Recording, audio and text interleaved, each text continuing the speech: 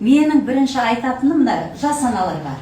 Үндеу деп айтайыншы, бәрі келіп, жас аналар әсіресе осыны оқу керек.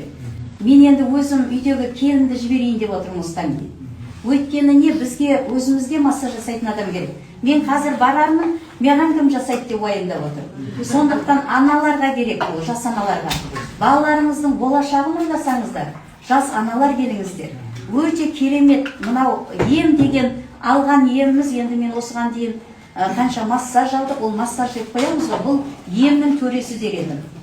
Сондықтан аналар балаларыңыздың болашағын ойласаңыздар, келешегін ойласаңыздар, ауырмасын десеңіздер, қазіргі мынау ең қауіпті жағдай белсіздік. Міне, балдарыңыздың келешегі ұрпақты болғанын ойласаңыздар, аналар келіңіздер, жас аналар.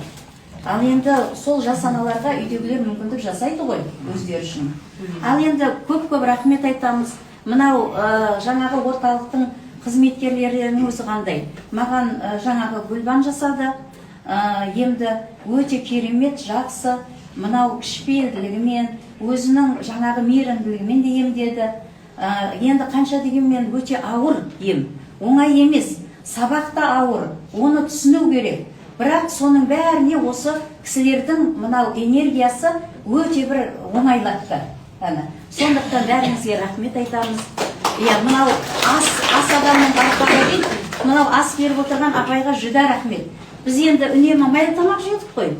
Қазір неше күнде күйеуіміз звондайды маған, салмақ тастадым ба деп. Ойбай, қандай болып барам деп. Сондықтан ол бізге ерекше рахмет. Бізді неше күн тамақтандырды, қандай керемет. Соның бәрін үйге жіберіп отырдым келіндерге.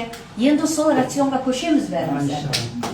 Бәріңізге де рахмет. Сіздермен бірге болған күндеріме шексіз ризамын. Сіздерді көргенімізге ризамыз. Міне бұл да бір Алланың бізге берген бақыты. Бір жаңағы айтып жатыр ғой, себеп. Балдардың, күйеуінің жібергені себеп болса, бұл Алланың берген бақыты. Рахмет бәріңізге.